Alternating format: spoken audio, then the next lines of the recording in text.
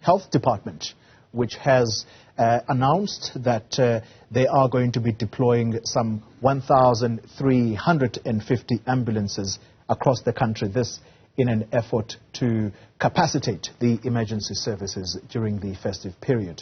384 of the ambulances will be deployed here in Gauteng, and let's try and get more now on how this will assist emergency services, particularly in the city of Johannesburg. And we're joined by EMS Spokesperson Nana Radebe. Nana, good morning to you, and thank you very much for your time. Give us your reaction perhaps first as emergency services people, the deployment of this equipment to help you with your work. Is that going to at least make it somewhat easier this festive season?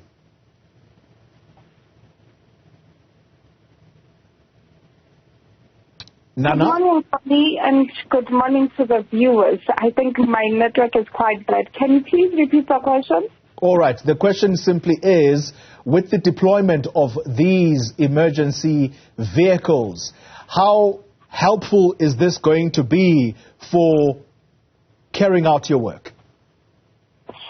Hi, Toli. I think you're talking about the ambulances for the Gauteng department. Indeed. We, as the city of Johannesburg, we no longer have a mandate to do ambulance duty, and we're only concentrating on fire and rescue. Hence, now we're busy with the flooding incident. But that would assist a whole lot, because wherever that we respond would need ambulances when people are in dire need and would need to be taken to hospital. Yeah. All right. And perhaps give us a picture of how conducting your daily duties has been, given that there has been a strain, if you like, or am I overstating the matter? I think from the weekend, Friday was hectic when Soweto was just going haphazard in all areas, and but we had to take teams from other areas to be able to respond to the number of calls that we received. This was in Eldorado, Naledi, Kliptown, a number of a number of areas around Soweto were flooded. But as the weekend had gone and disaster management went in to do to assist with the other places to stay in, blankets and other things, it has become a bit easier. But we have received alerts that the rain will continue, so we'll remain on high alert, and we'll also check rivers along low-lying areas where we are prone to have incidents around this time. Yeah, talking about rivers, Nana, we can't forget the story of the 3-month-old who is still missing, and that would have been the child that was at the baptism ceremony that was being conducted, I think, some 2 weekends ago now.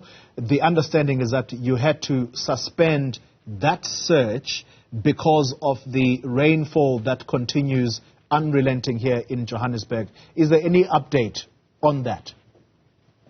The search did not continue this morning because the rain was just going as well, and then the currency of the water and the water levels were very high.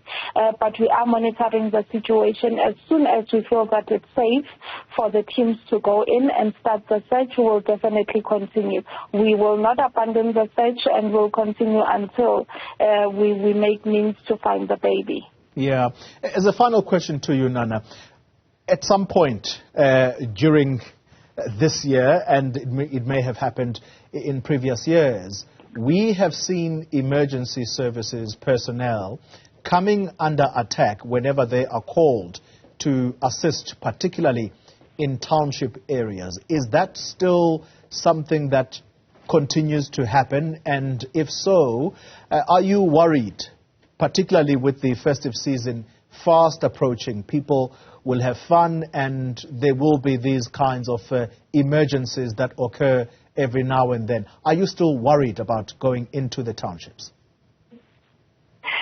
Indeed, it's not only townships that we're worried about. Most areas that we've gone into, we've had attacks in the CBD, we've had attacks in Devon Deep, we've had attacks in Fenton, and this is mainly people that would call an ambulance or call a fire engine. When we arrive on scene, they would want belongings of the firefighters, or rather when they are busy with the incident, they would go into the vehicles and try to steal the equipment. And we have spoken to a number of communities. We've gone around to go to communities just to say we are here to assist. You cannot hurt a hand that is here to assist you. And we are working hand in hand with community forums to ensure that our firefighters are safe when they get on scene.